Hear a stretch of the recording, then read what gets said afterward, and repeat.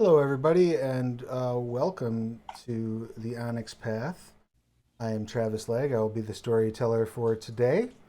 We are going to be running through Reap the Whirlwind, the Vampire the Requiem Jumpstart for 2nd edition, which is a fun little tale about a couple of lovely, sweet, innocent vampires who get embroiled in some drama and things go horribly for them, which is pretty much the basis for any Vampire the Requiem Chronicle, right? Interesting thing about this Jumpstart is that this Jumpstart contains basic character creation rules as opposed to pre-generated characters. So I thought it would be fun for us to build our characters online in the first session. If we should be able to get through it because it is a relatively straightforward and simple process. But if we don't get them completely finished today, we will go ahead and finish them offline so that next session we're able to dive right into the gameplay. So let's start off with doing our introductions, find out who our cast is. Let's start to my right, left, whichever way that is. Mirrors are hard. Trick, go ahead and give us your who you are, what you do, your pronouns, all that fun stuff. I'm Trick, he, him. I go by the Hair Trick on just about everything except for Patreon, which is the Hair Trick Productions. I'm a variety streamer on Twitch under the Hair Trick. So if you're interested in halfway decent gameplay and pro level, just about in every game I touch, but not enough to be super good enough, with a focus on level design, then that's the place for you. Games are just a backdrop most of the time. And the Patreon is D&D related. I'm writing my own game setting that I've had a ton of help with from Fran, Chaz, Travis. They've all been super helpful with that so far. So if you're interested in any of the fever dream that is creating languages from scratch, head on over there. I'm currently editing the video down for a recap finally that will start going forward next month. It's already recorded and ready to go, but there's all kinds of art and other things on there too for just general 5e stuff. So yeah. Sweet, check them out. Next up we have Ailey. Ailey, please give us your pertinent detail. Ailey, you're muted. Huh? But you're not muted though. You don't show muted. I can't hear you. I can see your lips moving. We can do bad lip reading. We could do bad lip reading. As is tradition. The gremlins are here immediately. We'll get it figured out. Well, Ailey fights the gremlins. No. While Ailey fights gremlins in her dungeon, Fran, why don't you go ahead and give us your pertinence, please? Hi, my name is Fran Stewart. You may know me as various disgruntled characters in Travis's Scarred Lands game, or the person who sprinkled gay all over your various Scarred Lands content on Drive-Thru-RPG, or the person who tortured your favorite vigilant in one of your Scarred Lands novels. So I basically, that's what I do. I do writing, I do editing, I do various other random things because I'm a tech writer, and so I have bonus skills up the wazoo. And today I'm going to play Vampire the Masquerade, which I last played back when I think parachute pants were still a thing. So well, and this is an interesting thing that we need to address. We're playing Vampire the Requiem, which is a whole game that came out like Chronicles of Darkness, totally different setting. In the time since you've been played Vampire, a whole new setting cropped up. So it's gonna be fun. It's gonna be entertaining. You will find some things that I'm sure with 20 years of hindsight will feel familiar, but you'll also find a whole new world, a world of urban fantasy and dark horror and personal struggle. It'll be a lot of fun. Yep. I think you'll enjoy it. But I'm sorry, you were saying. Just ignore Cain and ignore most of the clans, and you'll be fine. Yeah, there you go. That's our quick guide. Oh, there goes all the planning that I've done beforehand. Yeah.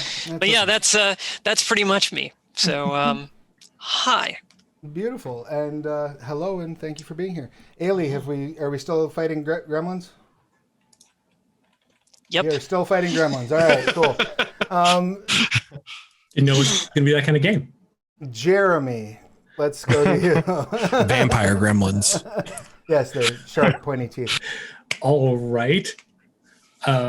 I am Jeremy. You can find me on Twitter at WHPubs, here on Twitch at WH Publications, same as over on the Book of Faces. I also haven't actually played since about the time Fran has. Even though I own this book, I haven't played since this book, and therefore I'm excited to play this book in the coming weeks. I publish on DM's Guild and Drive Through RPG. I'm in a bunch of Travis's projects for the Scarlands. Check it out. Thanks. Yeah, please do. And Can Ailey Yes. has slain Yay. the gremlins. Congratulations, Ailey. You get a beat. Please go ahead and give us your pertinence. Hello, my name is Ailey. My pronouns are she, her. I'm a fetish model and sometimes TTRPG writer. You can find me on Twitter at Kitty Curiosity. I'm also part of an X-rated D&D streaming group called Roll for Seduction. You can find us on Twitter at Roll Seduction or online at rollforseduction.com. But only check me out if you're over the age of 18 because my stuff is like 90% not safe for work. Thank you very much. Yes, please wait till you're grown to follow Ailey. And Ailey, you're very robotic today. Yep. I don't know. While you're Yeah. slaying the robots now, we're going to just see how many different Vampire robots. monsters we can throw at Ailey today. While we're doing that, Chaz, could you please give us your pertinence? And I can totally hear myself echoing in your computer. Dang it. Hold on. We will get there. I'm glad this is our first stream ever, because Right. otherwise we would look like fools. We're professionals. Yes, we've. So, Chaz, if you could give us your pertinence, please. And Chaz is muted. Oh, please tell me we got two. Yeah, I was muted. That's my bad. So, as I was saying before I unmuted myself, my name is Chaz. He, him. I'm a PhD student who studies storytelling and video games and music and all that fun stuff. When I'm not doing that, I am mostly coming up with character classes or worlds to play. And when I DM, I was fortunate enough to stream on Jeremy's channel where we did a whole Final Fantasy 14, Four Horsemen of the Apocalypse, End of the World, and Sister Frida from Dark Souls came in, and it was like all the things happened. Super fun. Also ended in Sigil, which I love. That is sadly I'm gonna done. miss that game. However, on the Onyx Path, I also am like, let me see, 7 episodes into not 7. I'm essentially into the demigod series of a Scion, like Origin to Scion demigod thing. We only have 3 episodes left, but that has been so fun. And another Scion thing I think I can say. Is this a yes? Oh, yeah, absolutely. Okay, yeah. I will also be doing for the Onyx Path, a light extinguish, the Scion Jumpstart, on April 20th. Super fun Jumpstart. I've done it once. I had a blast. The players had a blast. So yeah, that's another thing. Excellent. Yeah, and we appreciate it. Definitely appreciate you coming back to run that Jumpstart again for Jumpstart Month. In case you were unaware, this is Jumpstart Month at the Onyx Path Twitch. So we're trying to get through every one of our Jumpstarts. That's my personal goal. We have most of them scheduled. You'll see them on the pre-roll, or if you check out the Monday meeting notes, Rich has been sharing them there at theonyxpath.com. Every Monday, Rich puts up a blog that kind of covers what we're doing, what's going on, where everything's at in its production status, and has some notes on stuff that's in the works. So You should see an updated schedule for Jumpstart month there today when the new blog comes. That will include Chaz's Jumpstart and a couple other things. But today we are focusing on Reap the Whirlwind, Vampire the Requiem. The basic premise of this story, and again, this is somewhat unique in our Jumpstarts because it's really the only one that has character creation as part of it. So I thought that'd be a fun thing to feature. And the basic premise of the story is you are playing a coterie of kindred, a group, a gang, a collection of allied kindred, another term for vampires. And you will sort of begin this tale in the process of slaughtering the prince of the city. The prince of the city is the highest authority vampire in a domain. Usually the prince will have various rules about their city, and some of them have like an iron fist type of control over what the other vampires do. Others are a little bit more lackadaisical. But we're going to start this with the premise that you are a group who has come together and decided that the prince has got to go. And when we start our first scene, you'll be in the process of making that. So, a couple things we want to think about our characters is how do we know each other? We want to work on building those relationships, right? We want to work on making sure that you all have a good reason for wanting to see the prince dead. And I'm all for collaborative storytelling with this. So if you want to bandy about some ideas, I'm for it. And yeah, just getting the basic traits in order. So there's a couple different ways to start the creation process.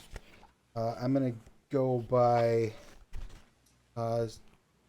this little cheat sheet that's in the Jumpstart.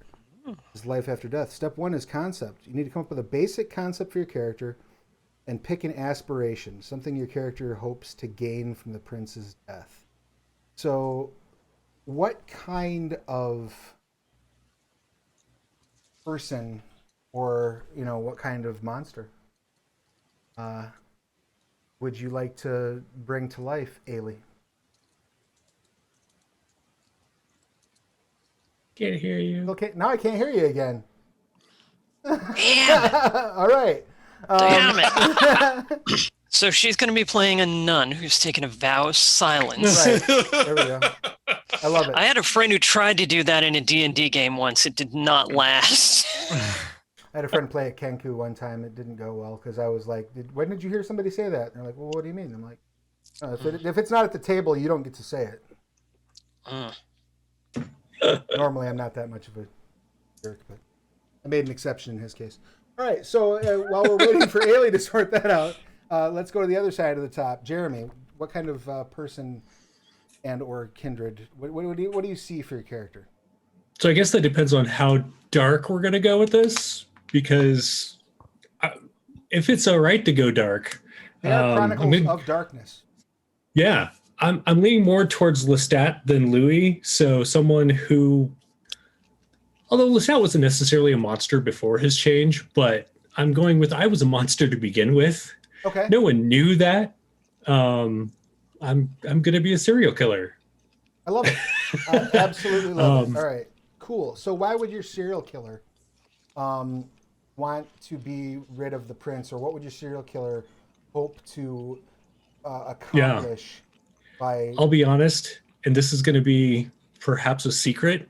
We can talk about it here, but I'm not sure it's going to be well known amongst our little coterie here. Amaranth.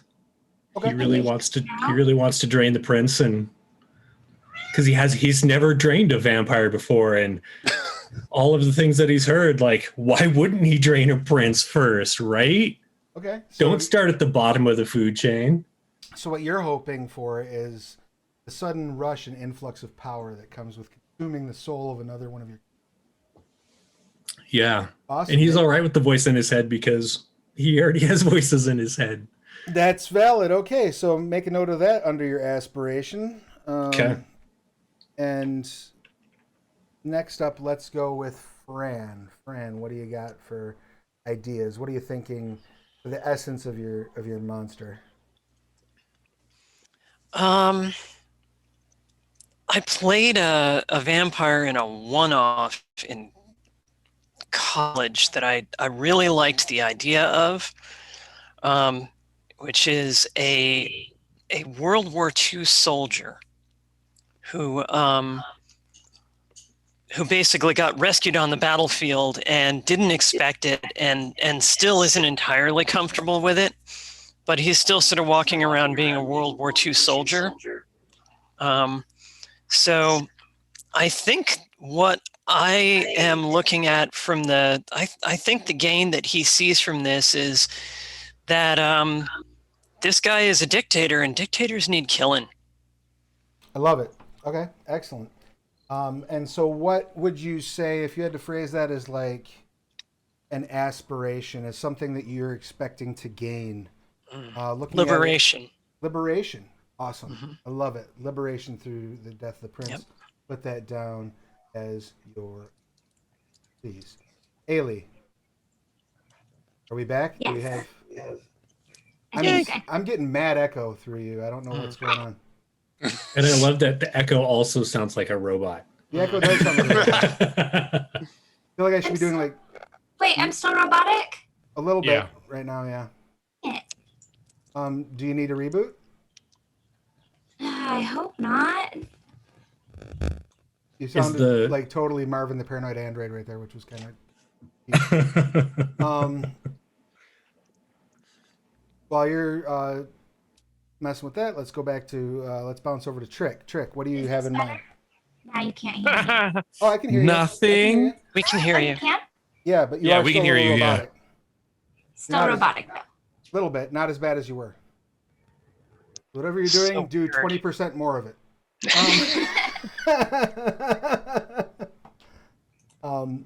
And while Ailey's experimenting, Trick, what did you have in mind for your character? I don't really know, to be honest, because I don't know anything about this game setting to kind of like guide my way through it. Sure you do. You just played in it yesterday. Oh, really? This is the same Same setting, yeah. same setting? No shit. Okay. Yeah, Chronicles of Darkness. Trick was in the Chronicles of Darkness Jumpstart we ran yesterday. So I know slightly less than or more than nothing. So here's my question then.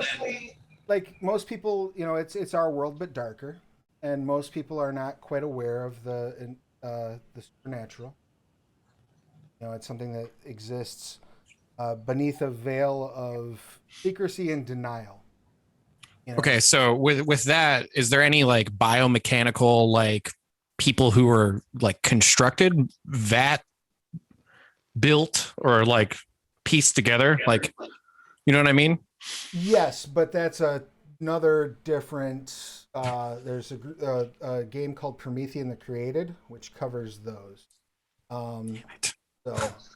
So you're telling me I can't be a cyborg vampire right now? No cyborg vampires. Not today.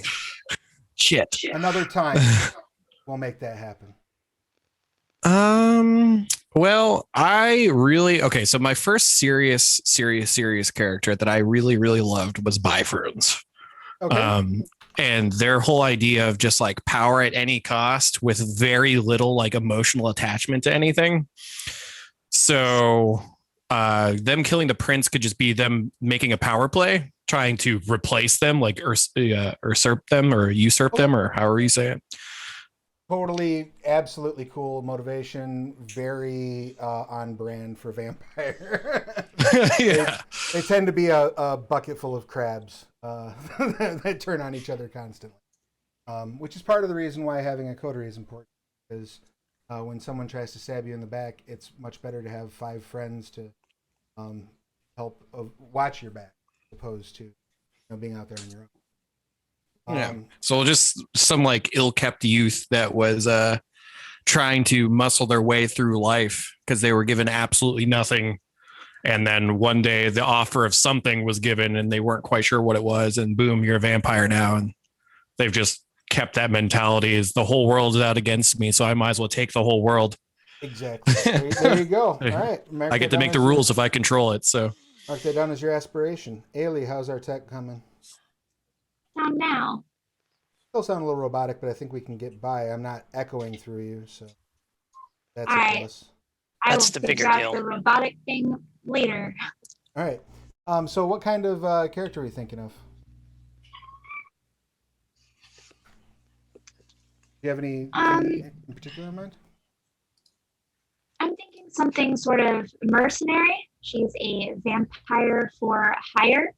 And honestly, murder gets a little bit boring sometimes, but killing a prince, that's a challenge worth undertaking. Excellent. So you're here for the challenge. You're here for the to prove it to yourself that you can do it. Excellent, beautiful. Go ahead and mark that down in your aspiration. I love it. Chaz, what do you got? I want to make me a philosopher vampire. You know, one who's like deep into like Nietzsche and like hedonism and Plato and the good of the allegory of the cave. I love it.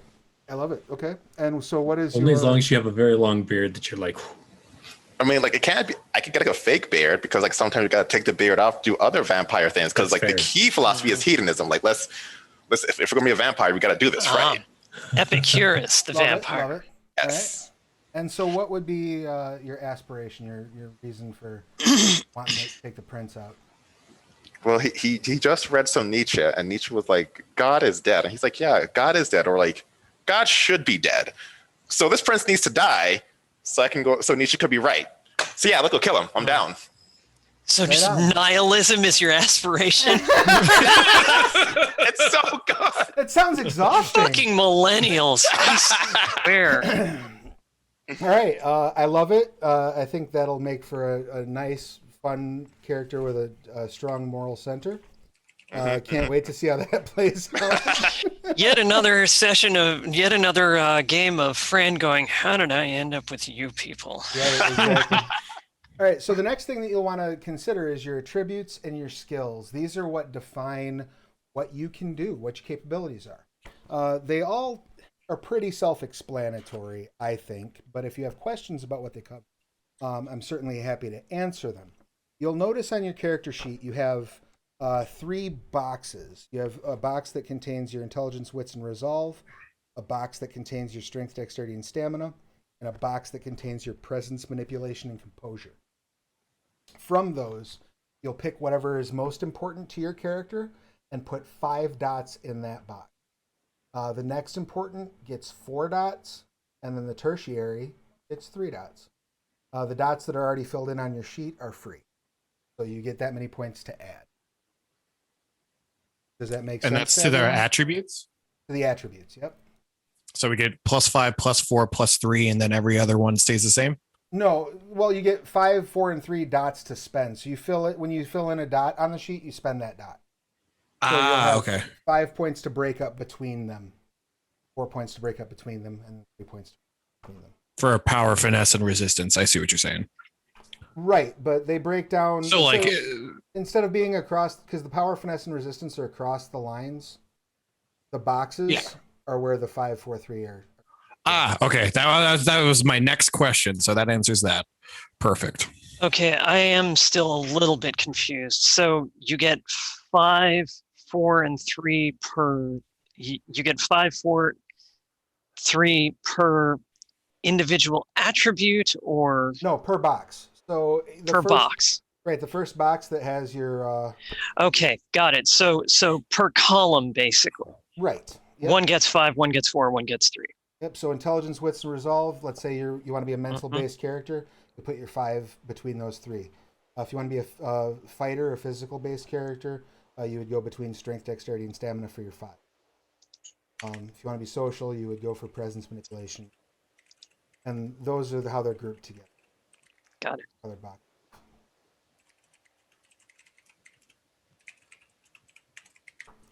You have any questions about what the abilities or what the attributes do?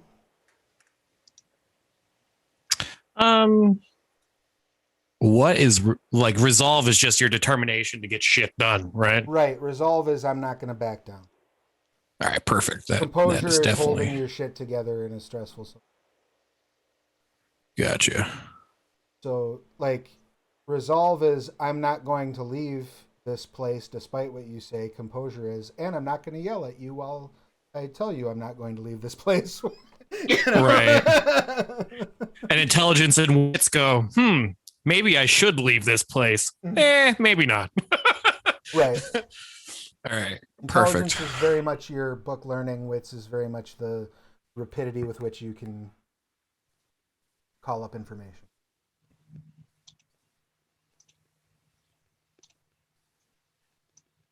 Go ahead and let me know when you got all those spent or if any other questions pop up. One thing to be aware of is your willpower, which is important for certain power uses and for resisting certain powers, is drawn from your resolve and composure. Be aware. And your health will be based on your state.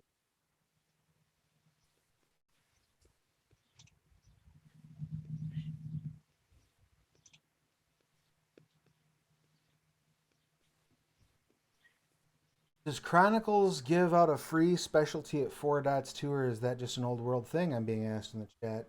Chronicles, you get, I believe, if I'm not mistaken, you get 3 specialties when you start, which you can actually apply. I might be, forgive me if I'm getting knowledge wrong, edition check wrong, but I believe you get 3 specialties when you start, and they can be assigned at any level.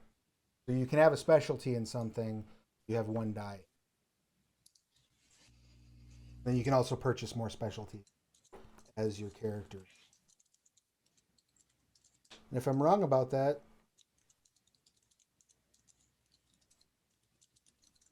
I do not believe specialties are going to come into play. Jumpstart, though, because we are using a slightly truncated character creator. Mm-hmm.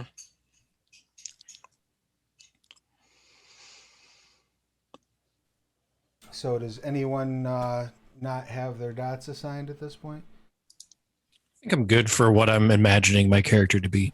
Beautiful. Excellent. All right. Then we move on to skills, which is basically the same thing.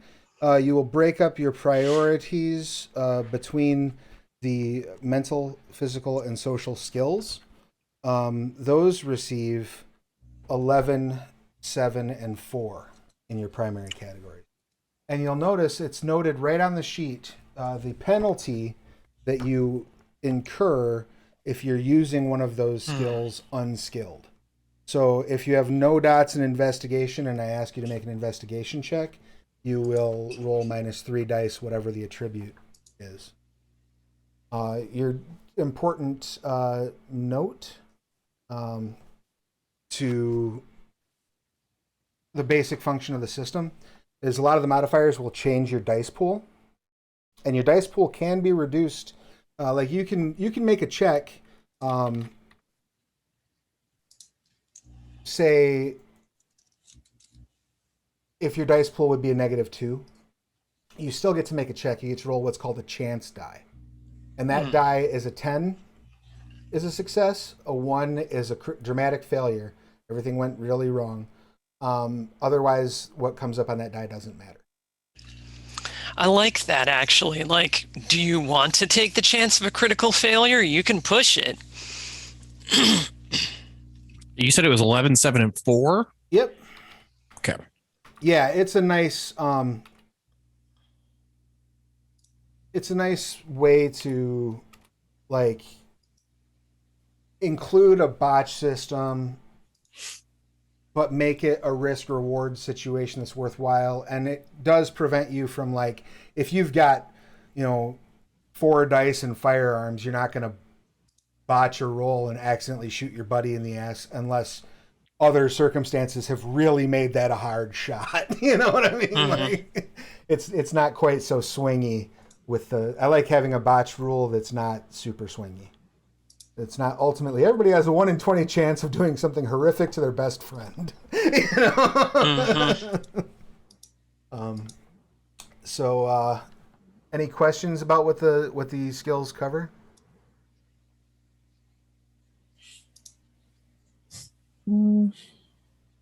What would a cult, just your understanding, or do you just like Occult will cover your understanding of the occult. It'll cover lore that you might know. It'll cover knowing when something is BS. Sometimes it comes into play with like trying to figure out certain supernatural things that you might encounter. Any knowledge you would have over the night realm, as it were, generally would fall under occult. Okay. So it's not like a spell-based skill or anything like that. Not like I'm going to summon the Hunger of Hadar in case of Chaz. normally no, but if you have access to, there are certain ways that vampires can gain access to magic, and occult can come into play during that as part of what you choose to do. All right, perfect.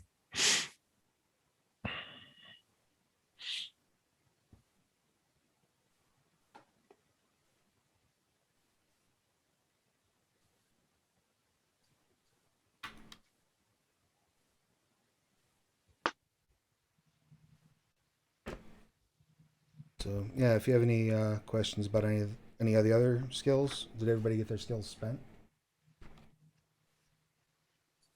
If so, yeah. Dope. All right. Yup. So now is when you become a kindred, where you add your kindred traits. We get to choose your clan, your covenant, your mask, your dirge, and your disciplines. These are all going to be something that's going to require a couple choices. But for brevity's sake, you can all set your blood potency to 3.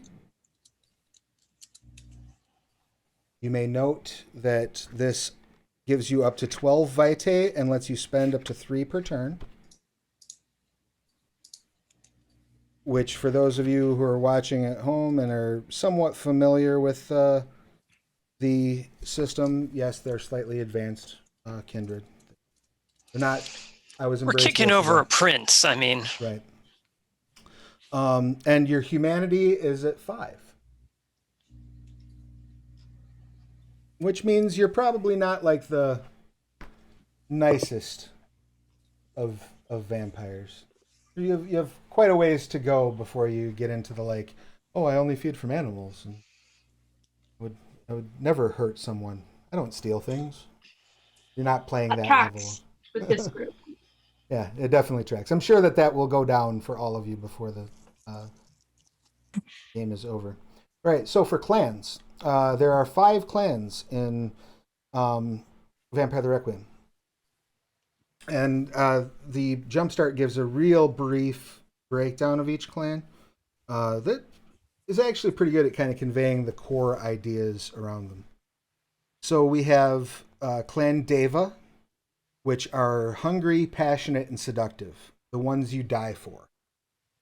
Their disciplines are celerity, which is speed and dexterity, majesty, which is the strength of the presence of your personality, and vigor, which increases your physical strength. Next are the gangrel. Gangrel are primal, hardy, and feral, the ones you can't kill. And their disciplines are animalism, which is dealing with animals, protean, which is dealing with shape-shifting, and resilience, which is physical toughness. The next clan is Mekit. The Mekit are quiet, cunning, and knowing, the ones watching you sleep. And their disciplines are Auspex, which deals with senses, celerity, which is again speed, and obfuscate, which is about hiding. The next clan is Nosferatu. They are unsettling, mysterious, and fearsome, the ones you fear. And their disciplines are Nightmare, which does exactly what it sounds like.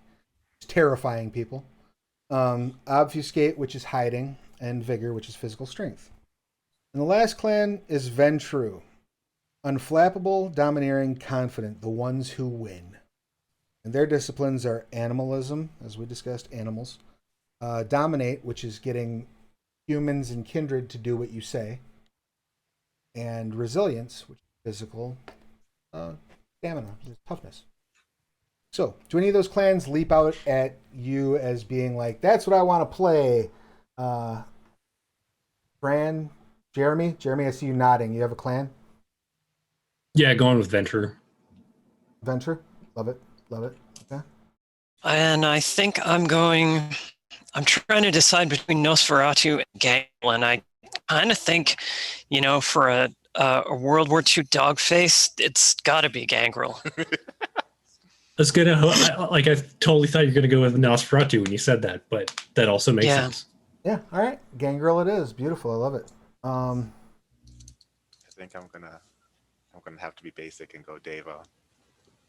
Deva's Heck good. yeah. Go for it. Except for they're so not basic. What are you talking about? They're the ones who call everyone else basic. Right.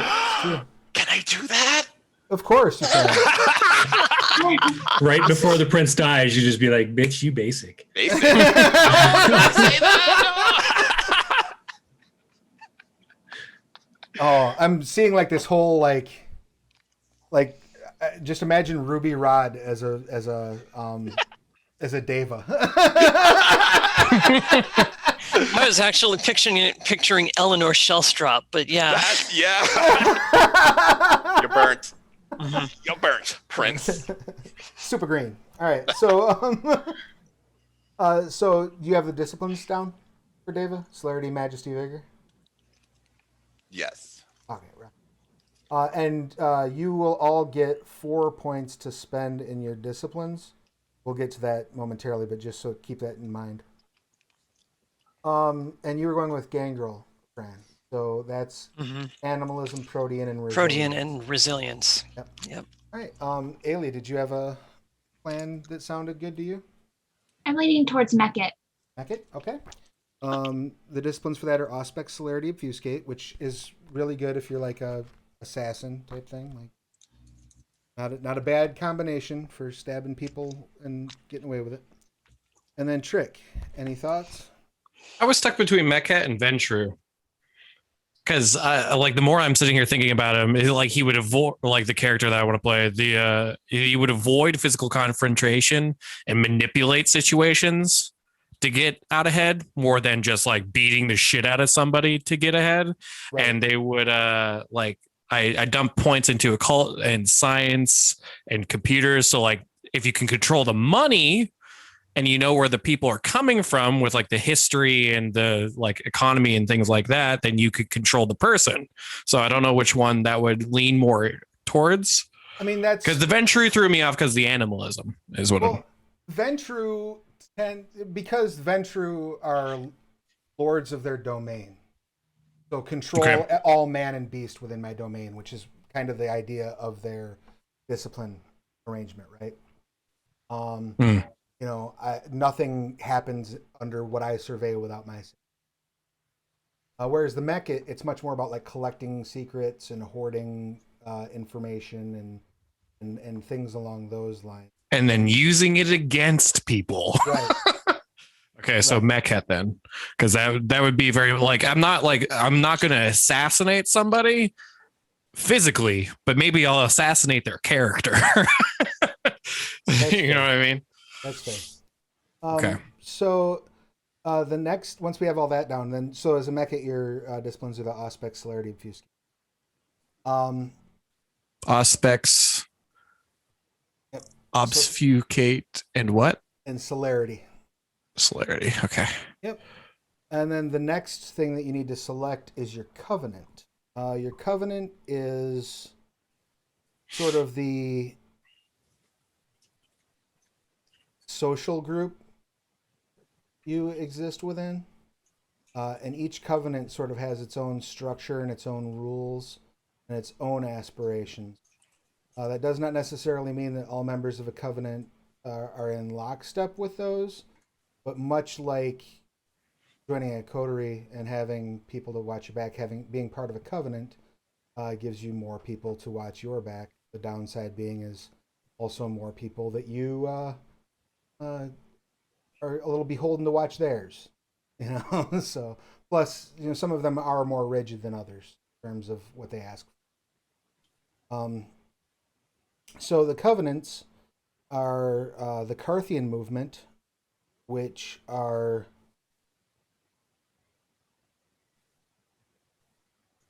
focused very much around politics, around trying new political ideas that spring up from humanity in vampire society.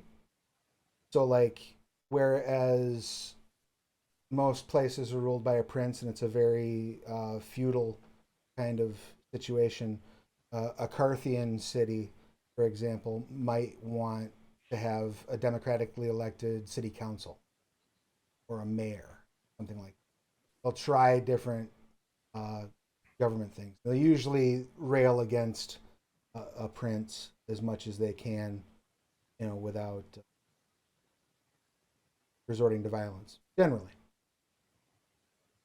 The Circle of the Crone is a group that venerates the mother of monsters in the old ways. They are much more, if you think, kind of like a spooky, witchy sort of approach to vampirism, with a little bit of magic peppered in. That's kind of their shtick. The Invictus are the safeguardians of the masquerade. They're the ones who make sure that everything stays at the status quo. That's their job, enforce the status quo. And, backstab one another until it's there's the Lankea Sanctum, which are the twisted conscience of the kindred and keep the secret history of vampires. They are somewhat tied to Christian mythology in their belief structure, and even have priests and things along those lines, inquisitions and things along those lines. They're a bit fanatical. And the last covenant is the Ordo Dracul, who seek to turn vampiric damnation into monstrous transcendence. They are always trying to find ways to reach beyond the current state and become something more. See a lot of hands clapping in Ordo Dracul. Not that it's what I put on my sheet already, but I'm going to go with that one. Yeah. Same. All right. And what about the ladies? What are the ladies thinking? I'm also into the Order Dracula. All right. By the way, Ailey, did anybody tell you that your mic is not robotic anymore? Oh, neat. Yeah. Hey. It's magic. Yeah, exactly. That's the worst when you're doing like all the tech support and it's really probably your internet connection. Like, Yeah. Oh yeah. Or feedback between two ports right next to each other. Right. Yep. I mean, I'm feeling a lot of peer pressure here, but I'm gonna go with the Carthian movement. Beautiful. Totally Yeah. fair. A little bit of like, well, I'm an outsider. Yeah. I have an outside perspective here. And Yeah. if You guys got anybody's- princes? That's a bunch of baloney. and if anybody's going to be cool with kind of palling around with some of the other groups, the Carthian is a good choice. Because, you're used to attacking ideas from different perspectives. I'm just hanging out with all these Ordo Dracul so I can learn what they're all about. I dig it. I had a question in the drop-down list for the Covenant. There's Belial's Brood, the Unaligned, and 7 too. Yeah, none of those are in this Jumpstart. Nope. Gotcha. I was just curious, like, if they're supposed to be there or not. I mean, they're in the character sheet, but Belial's Brood is a group of, like, if I recall my lore properly, a group of, like, just straight-up demon-worshipping vampires that seek to destroy the rest of vampire society. And 7 is this nebulous thing that I still don't quite grasp. They're vampire hunters that Kind may or of. may not work for the Strix. Yeah. Right, sort of. They sometimes, like, they don't know what they're doing necessarily. Right. It's like, But they wouldn't play well in a group like this. Right. Or at all. I don't even know why they're an option in the drop down. That's weird. And unaligned is an option. You can be not part of a covenant. oh, really? Okay. Because that was when I was looking at it when you were going through. I was like, unaligned is probably where I would land, but also power sounds pretty good. Right. Ascending, So There you go. Cool. All right, so everybody's got their covenant. Now we get to the. Let me go back to my handy dandy cheat sheet here. Your mask, your dirge, and your disciplines. So let me look at exactly what the mask and dirge are broken down as here. So your mask is the face a vampire wears before their prey. It's the immaculately groomed executive, the long-haired guru, the cute hipster with the black-rimmed glasses. Vampire's mask allows her to operate in human society without the herd recognizing her presence. Anytime a vampire overcomes a small hurdle in defense of her masquerade, she gains a point of willpower. When committing atrocious or existentially risky acts in defense of the masquerade, she regains all of her willpower. So mask is the identity you choose to present to mortals. And it can be anything, generally 1 or 2 words. Artist, some of the examples are artist, priest, junkie, investigator, scholar, socialite, child. So what kind of mortal face do you maintain? Let's start with Jeremy. Going with visionary, because so essentially in my story, he was kind of he was just another photographer. Darn those people with cameras. And then he got super famous real quick by photographing people's suicides. Okay. Which were not actually suicides, because once he got his powers to dominate people, he would just be like, okay, ready? Now I'm going to have you go ahead and cut your throat. Excellent. Good. Hold that position. Smile. Excellent. Right. Right. Okay. And so part so of you're playing his Elijah Wooden Maniac, kind of. Right? A little bit? Yeah, we could go with a little bit. All right. So yeah, he actually has like showings of this, and like he's been taken to court, which was a little awkward because he had to like wear his raincoat, but you do what you have to maintain the masquerade, right? Sure. But he even films it now because he has to like film that he has no part in this or whatever. But if it works out, I'm going to take celerity in order to be able to move faster than the camera can catch me. But we'll see if I have enough points to make this happen. So excellent. Okay. So photographer, I guess, would be the. Yeah. So I did a visionary. Visionary as the as the mask. Okay. Excellent. Beautiful. And then. Love it. Oh, do you have a Nice. dirge? TikTok? Yeah, monster, because that makes a lot of it sense. just makes sense. Excellent. Next up, let's do Chaz. I'm just picking things random for order. So, hot seat's yours now, Chaz. We got mine. This is actually dangerously close to home, but let's go professor. Okay. Excellent. All right. So you're spending your nights, maybe teaching night classes at a college type of thing. Yeah, just like a local crowd. They come like, oh, let's talk on this, blah, blah, blah, blah, blah. Then I talk, and then, I'm just like the vampire, like, oh, yes, I can give you your, like, private tutoring. Rah, rah, rah. I don't know. I tutored them, and they couldn't handle the pressure, so they left. I have one extra seat in my class. Love it. Love it. And did you select your dirge yet? I don't know what a dirge is. So your dirge is your life among the damned. The enforcer with the calloused fist, the preacher of dark salvation, the martyr who longs to atone. The vampire's dirge is who she is in the dark and to the people who dwell. Gotcha. And anytime a vampire withdraws from the false life of the mask and into the world of the damned, she gains a point of willpower. When committing a terrible, damning acts in defense of one's personal identity, she regains all of her willpower points. Right. It's really kind of at the core of the being who is the monster. Come back to me. I got something. All right. Haley, what you got for your mask? I am a librarian. I love it. Okay. So you quiet, shy a little bit, maybe, sort of unassuming. Easy to overlook, very bookish. Love it. And for your dirge? I'm a fixer. Love it. I am here to fix your problems. Excellent. Beautiful.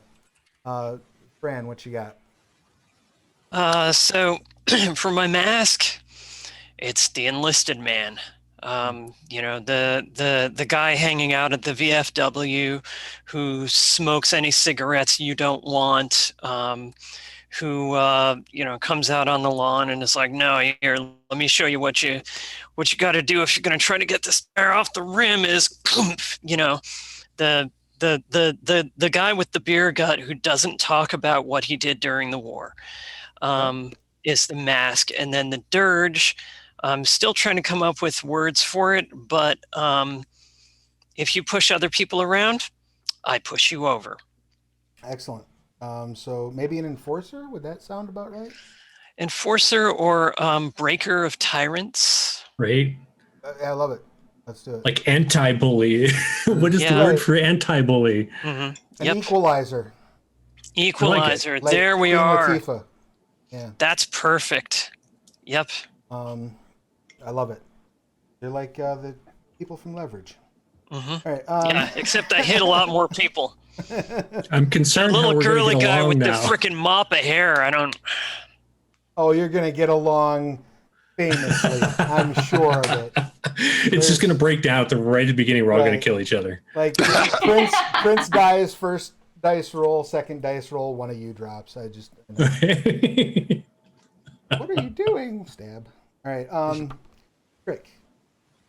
I don't know what the mask would be, but is there anything that would be like a cult leader? Sure, because that could be people mask. Yeah, that could just be your mask cult leader.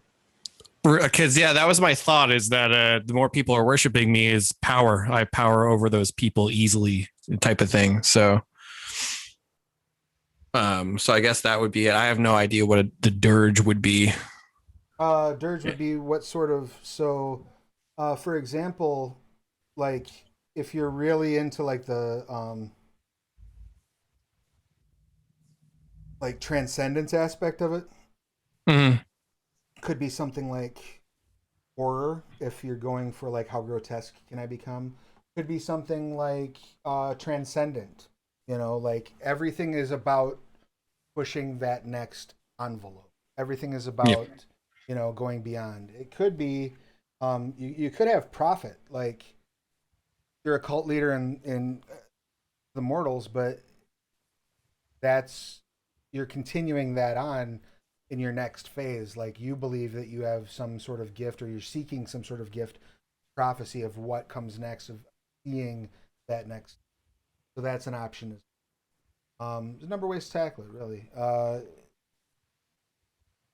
It's just more about like, where do you really want to focus your energy when you're full out, like when you're not. I like the idea of the prophet when I'm not. And then like the mask is basically like a job, right? Effectively, yeah. I mean, it's the thing you assume to move around the world of the living. Well, if I'm going to think of something really cutthroat, I don't think being a cult leader to the public would be great. So maybe like a businessman of some sort. And that would play into, if you follow the money, you get the power, blackmail people to move up in life. Yeah. So, I mean, that would be great. Like a corporate executive would be totally fine. Yeah, that's kind of what I'm thinking. And there's nothing saying that your mask can't like be, a sales manager. Right. Well, there's nothing saying that your mask can't be corporate executive and you can't still have a cult. Like that's the thing you can. Really? Okay. Yeah. It's just the mask is kind of like the core identity. Maybe not a cult in like the purest of sense, but like, I'm like a relationship guru. Right. I mean, like, I don't know if you've ever been to one of those. They have these meetings that you can, like marketing meetings that like small business associations will have. I would argue that's a cult. Yeah. They're often a little culty. Things like that. So you could have something that still fits into that. I'm a timeshare salesman. Right, exactly. There you have it. That also makes you a cult leader, yes. Not all of them are culty, but some can be quite culty. So yeah, where was I at? All right. The next thing that you need to select is your disciplines. So the disciplines that we are provided in this booklet, you have to spend, you get 4 points, and you have to spend at least 2 of them, or I'm sorry, at least 3 of them from disciplines that belong to your clan. Okay? So you can buy one out of clan discipline if you want.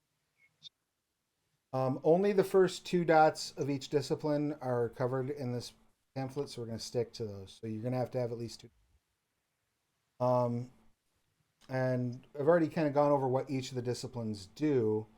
Was there an area of particular interest to you, Ailey?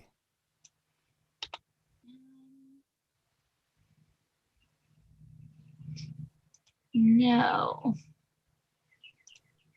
Okay. There was none of them leapt out as being especially, I really want that power. I mean, assuming they're similar to the masquerade ones, I kind of get what they do.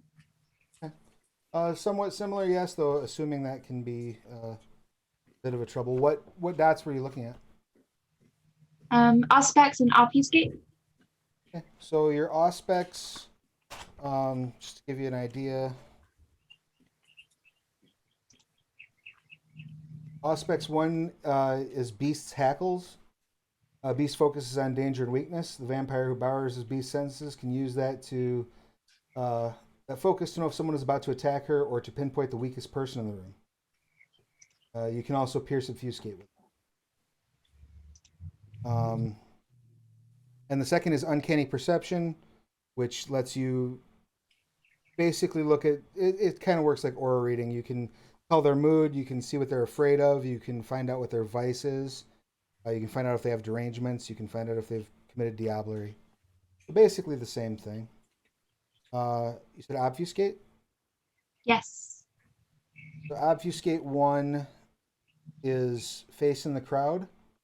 You roll wit, stealth, obfuscate, and basically it lets you just fall into the crowd. People's eyes just slide off of you. People can tell that someone's there, but they don't remember who it is or what they look like. Just some guy, average height, average build, average hair, average clothes. So basically, unless you do something to draw attention to yourself, you're immediately just sort of blown off as just part of the back. And then obfuscate 2 is touch of shadow. With just a touch, you can extend the muted attention to an object or animal rather than yourself. You can occlude a desk, in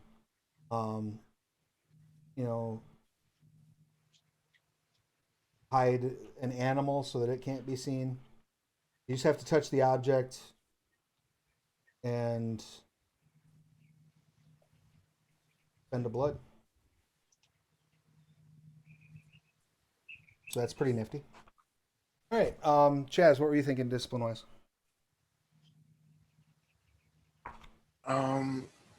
Could I just get the rundown of the celerity, majesty, and vigor? Sure. So celerity.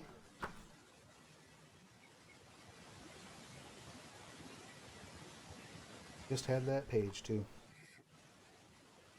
So celerity, you spend 1 vitae to activate the effects of it. When it's passive, you can add the dots to your defense and to your wits and dexterity, or wits or dexterity and athletics when you're defending yourself actively. That's without any spend. That's just all the time. By spending a point of vitae for each effect, you can reflexively do 1 or more of the following. You can immediately move to the head of the initiative queue. You can spend your own action to interrupt the action of another character. And you can multiply your speed by your celerity rating plus 1. So, for example, if you had a speed of 9 with 2 dots of celerity, you would be at 27 for the turn. Okay. Make you quite a bit faster. That's celerity. And you were asking also for Majesty and vigor. majesty and vigor. Majesty 1 is awe. You turn it on and it instantly happens, but you are immediately the center of attention in the room. You suffer no penalties to social rolls from actions or appearance, even if you just beaten another man to death or waved a gun in a crowded nightclub. Yes. My God. And level 2 is Confidant. You roll Presence, Empathy, and Majesty, and the person that is resisting it rolls Resolve and Blood Potency. You can charm them. You grant the victim the charmed condition. And when a victim is charmed, you've been charmed by a vampire's supernatural force of personality. You don't want to believe, or you don't want to believe anything he says is a lie. You can't read his true intentions. Vampire adds their majesty dots to manipulation rolls against you, and wits, empathy, or subterfuge rolls you make to detect their lies or uncover their true motives suffer a penalty equal to the majesty dot. So basically, like, you get to, that then becomes a modifier to all your social interactions. Liking this. Oh. Cool. And then Vigor.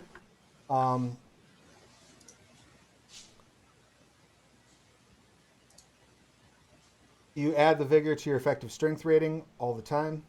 Mm-hmm. And by spending a point of Vitae, you can add your Vigor dots to a weapon bonus for all athletics, brawl, and weaponry attacks made that turn, which does strain the weapons and can destroy them. Mm-hmm. And also to lift and hurl objects normally too unwieldy to use as weapons, such as cars. So it's objects with a size greater than 5 deal lethal. Yeah, you can throw a car at somebody. Okay. So those are those dots. Spend as you will. Jeremy, did you have discipline questions? Nope. Okay, I have discipline questions. I'm certain you do. Go for it. What you got? I am interested in Dominate, but it's outside of my covenant. So you can buy 1 dot of it, basically. And what does Dominate do? 1 dot of Dominate it's Mesmerize. All you have to do is meet your victim's eye to catch them in your thrall. Control isn't obvious. You just ask them to do something and the victim acquiesces. So you roll Intelligence, Expression, Dominate versus their Resolve plus Blood Potency. On a success, the vampire holds the victim's gaze for just a second, but it's enough to inflict the mesmerized condition. And once you've inflicted the mesmerized condition, the vampire can command the victim in an instant action. Commands can't be longer than 3 or 4 words, and you have to be direct. It could be follow me, shoot your husband, repeat after me. But forget, submit, do my bidding, or not. So it has to be a direct, simple command. Gotcha.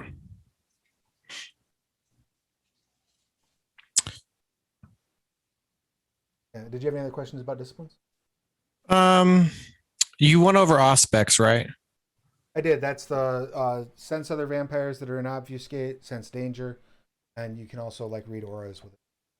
And celerity was like how tough you are. Celerity was speed. Yeah. Yep. And then obfuscate is I'm hiding. Yep. And then Fran, did you have discipline questions? I'm looking them up in the fandom wiki, so I'm cheating because I have ADD, and so somewhere in this conversation, I'm pretty sure you answered mine, and I was like, "Oh, look, clouds." Yep. Pretty much. Totally fine. I'm happy to repeat myself. Yep. Oh, wait. The important question is here, why are there clouds in your house? I'm very curious. It's a very good question. Because it's legal in Washington.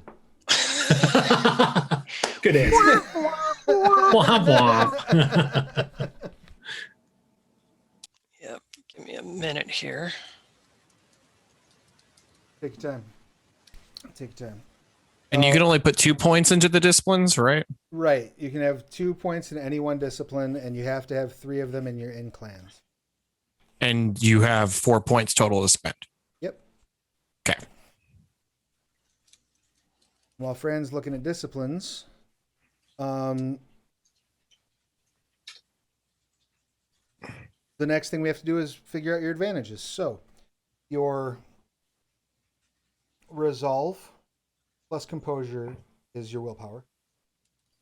Fill in that many dice.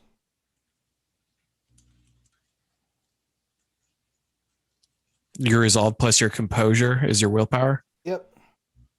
And that's just how many dice you have in willpower at all times. Yep. And then your size is 5. Okay. Your health is your size plus your stamina plus your resilience. What was that last one? Resilience if you have the discipline. Your size plus. Okay. Yeah, if you have the resilience discipline, that adds to your.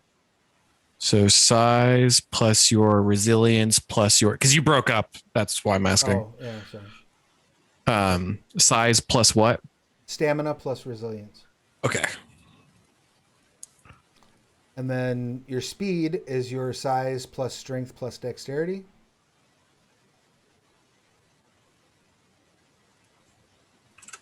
Do we add celerity to that?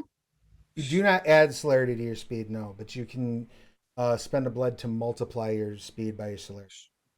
Okay.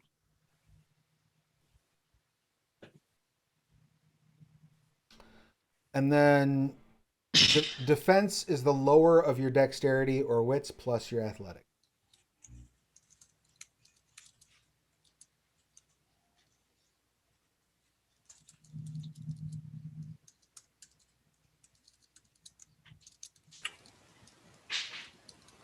Okay, Travis, I do have a question because the fandom wiki has some great information on Protean and none on resilience. Resilience is pretty straightforward. Ones.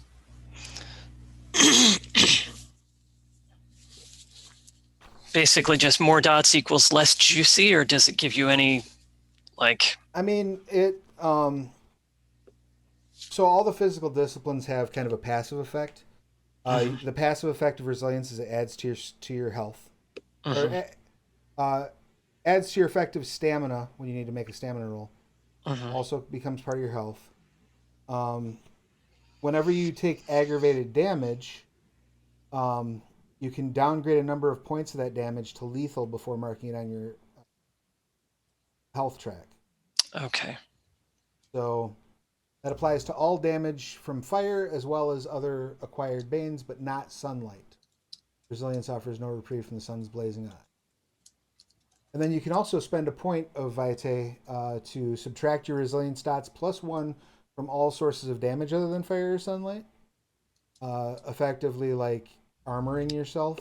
And that lasts for...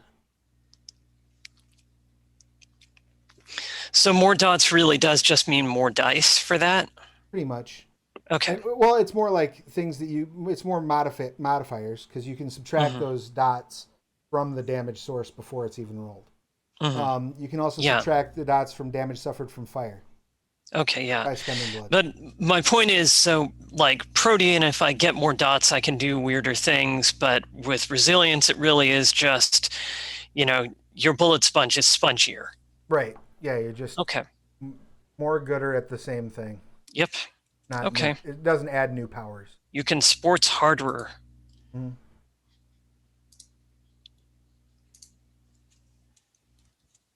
Exactly.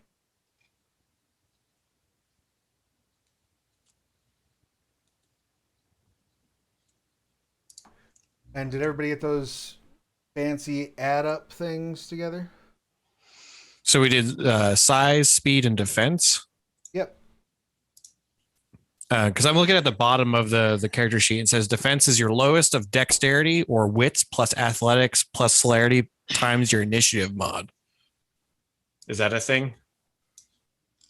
Let's see.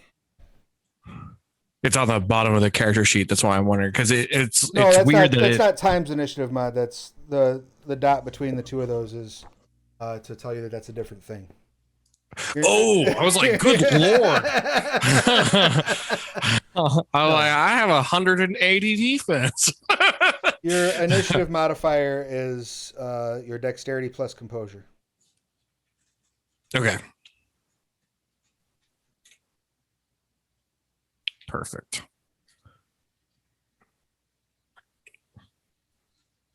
Now here comes the first fun die roll of your characters. Need everyone to roll 1d10.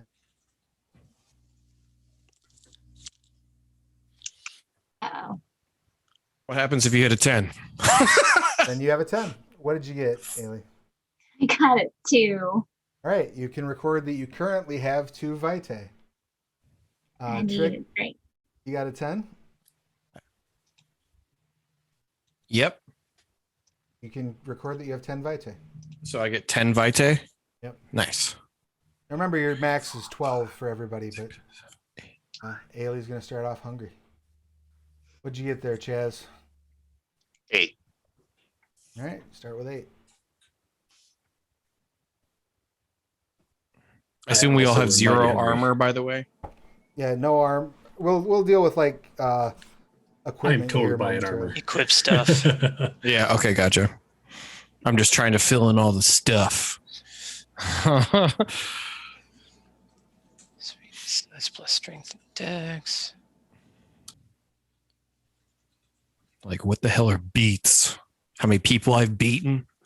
No, beats are how you gain experience. Mhm. Yeah, So how many people I've beaten? I mean, sure, that's one way to get experience, I suppose. So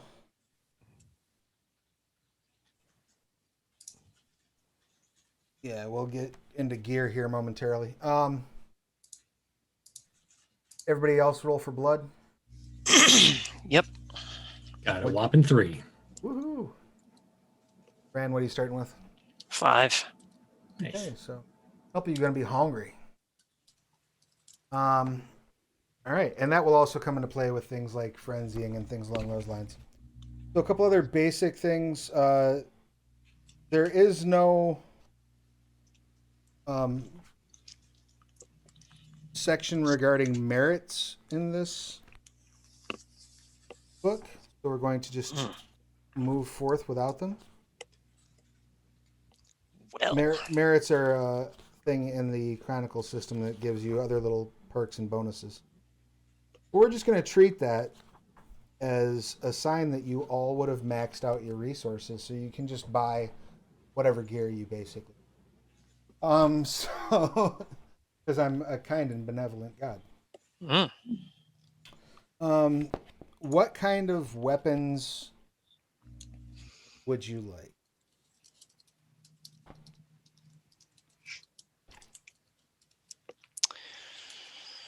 Handgun and a long knife. Do you want a big handgun or like a Saturday Night Special or like both? I don't know what a Saturday Night Special means, but Well, it's it's a special. little baby gun. It's a little tiny, little 38. Fits in a purse. Oh, it fits in my purse. That's perfect. Just get a bigger purse and run or pull a magnum around. The gun from Stopper my mom will shoot. I as a player don't know shit about guns. I want a handgun. That's all I know. Let's go with a light revolver. All right. So the damage rating on that is 1. The ranges are 20, 40, 80. I don't know where to write this down. Hold on. Do you not have an equipment section on your sheet? No. Am Nope. I supposed to? Oh, good. Yeah, I don't either. That's no fun. That's because we have a whole page dedicated to how much equipment we can have, right? Just Yes, that's exactly why. a whole arsenal in your backpack.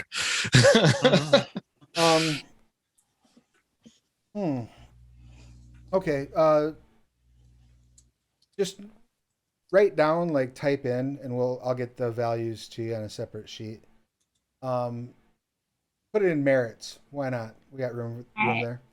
Type in light revolver. Light revolver. And you wanted like a big knife, Yes. like a machete, or like Or like a Bowie knife kind of thing. a survival knife. Yeah. It's just like that big-ish. Okay, just go ahead and put knife down there as well. And did you want any armor? I mean, I wouldn't say no to some fashionable Kevlar. Okay. You could have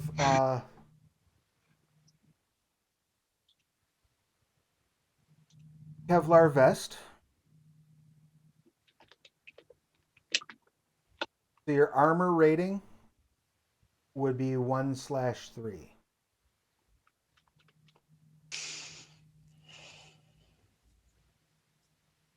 Okay. Any weapons or armor for our serial killer? Trying to find something that makes sense. I feel like he's not really a firearms kind of guy. Looking at the list. Man, that fire axe looks cool, but maybe that's a little too over the top. I don't know. Let's go with a knife. Okay. And a chain.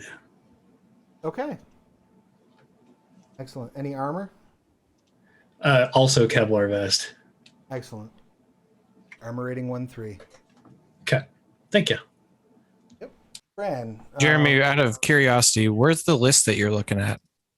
I have the book. Like the That's no fair. Stop hacking. Fran, All right. any Well, let's see. weapons or armor on your wish list? Well, my everyday carry is an Army 45. All right. So you'll have that would count as a heavy pistol. Okay. And what are the stats I need for that? I can send them to you on a separate sheet Okay, yeah. unless you want to. We're not worrying about that right now. So Yeah, I'll send it to you on a separate sheet. next up, sawed-off shotgun. Okay, that you can write that down as well. Mm-hmm. Yep. My antique M1 Garand, still in firing condition. I don't use it very often. All right, that would be rifle. Yep. Camping axe. Hatchet. Okay. Bowie knife. Knife. Beat up pickup truck with a camper cover and roof rack and locking truck boxes. That's nothing we need to write down, but Yep. make sure you have a note that you have one. Yep. Full set of handyman tools, including a bunch of drop cloths. Can't imagine why I need those. Biker leathers for armor, if there is such a thing. Yeah. So that would basically give you a 2/0 armor rating. Okay. And a surplus army helmet. Basically kind of looks like a motorcycle helmet, but it's kind of an Iraq era army helmet. Okay. And that'll give you 2/2 armor, but only to the head. Okay. Yep. And that's probably about it. Awesome. Chaz, any gear you need?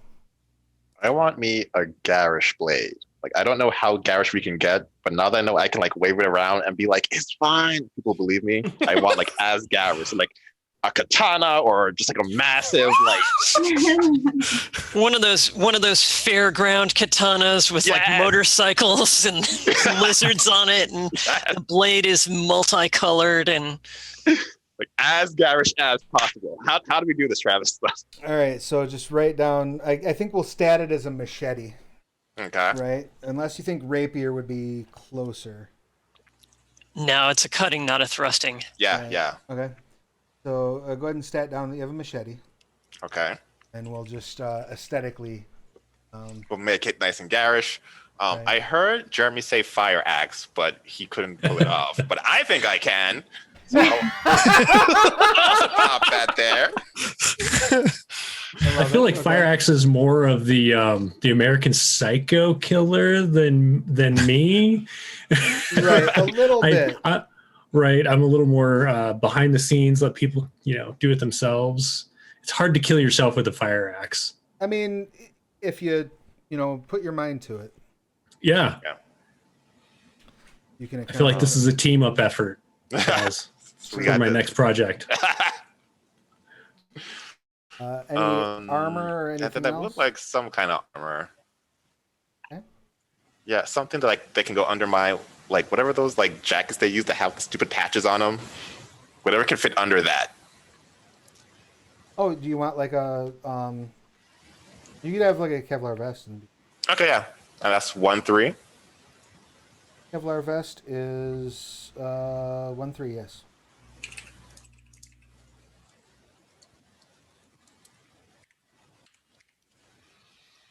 I think that's all I really need for weapons and armor. Excellent. And Trick, anything you need? Well, I went with a stock exchange guru for my mask, right? So everything that comes with that. So like a cell phone, a laptop. I would assume the you all have modern electronics. Okay. Well, I was gonna ask, does the laptop have is there any way to have monitoring equipment on it so I can bug other people, like phishing scams almost? Like I send an email to some dumb fuck and then they're like, oh, I can see everything you see now. You know what I mean? Sure. You have some dots in computer. Yes, I do. Yeah, I have no objection to things like that, like programming. Things like that. Okay. And I guess it would just be like a standard air quotes gun, like a pistol. Okay. Do you prefer a revolver or do you prefer like a automatic? Automatic. All right. I would say we'll call that a light pistol. Okay. And I guess in case somebody comes knocking that he's screwed over, he would have some sort of armor like Kevlar or something like that for home invasion. But I don't know if that would really be a thing. I mean, you might have a set of plate mail at your house in case people show up there. Like, I see somebody's pulling up on the security camera. Time to go spend 10 minutes donning my plate mail.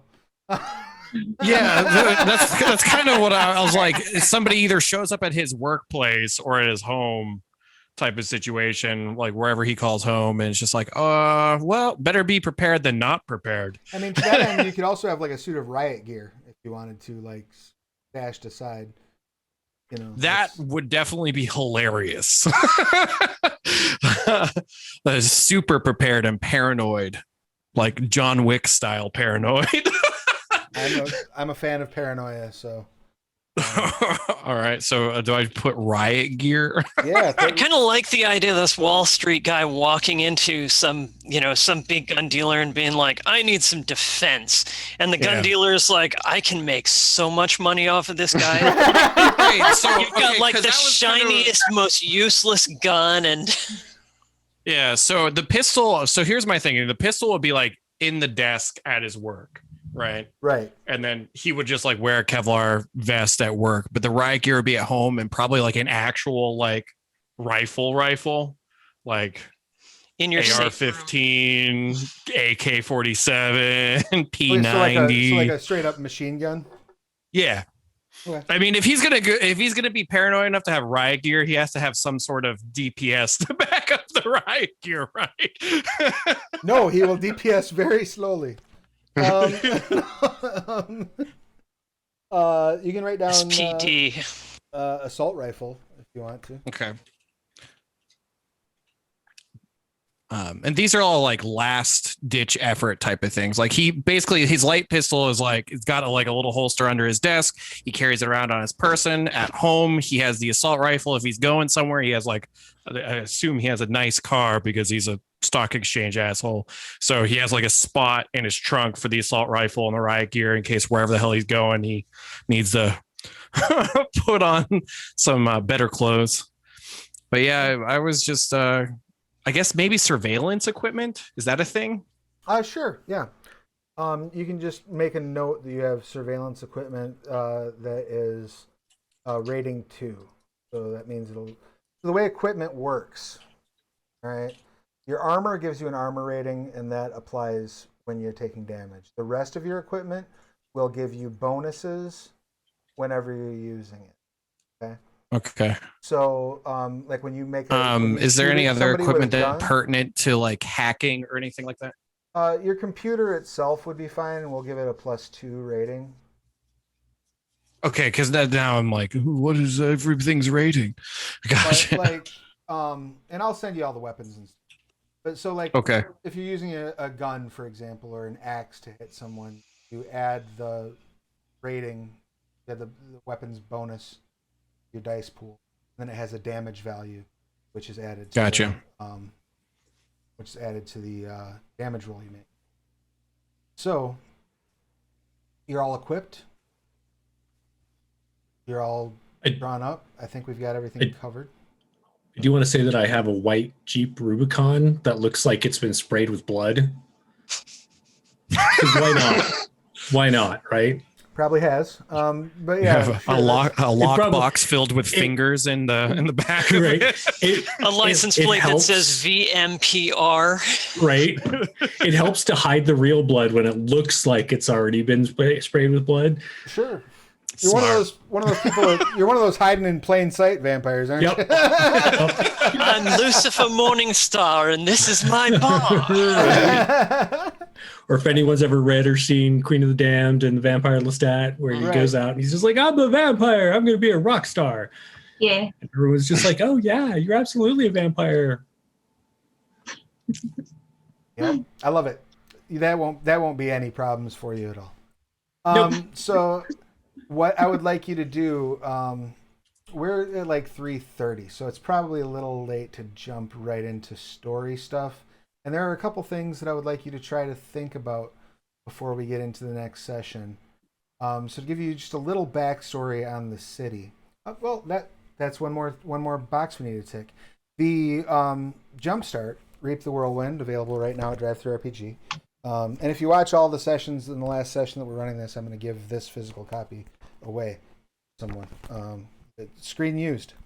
That's a big deal if you're in film. Anyway, one of the things it does not do is specify the city in which this is taking place.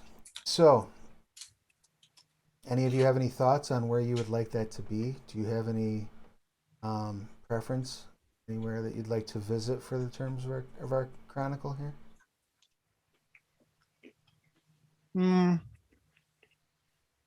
Well, if I'm a stock exchange guru, I guess I would be in a major city somewhere like New York.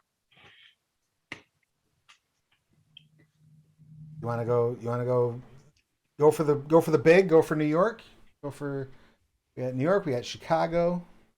Where else are there exchanges? Shanghai, Hong Kong, Amsterdam, Brussels, Dublin. I'm looking at the list right now. Can you tell? I mean, I just knew all those off the top of my head. Anybody have any objection to New York? Yeah, I could live with New York. New York it is. All right. So we're going to be setting it in New York. The things that I want you to that we need to make sure we have ironed out are, what are your connections to one another? You're all with the exception of Fran, are part of the same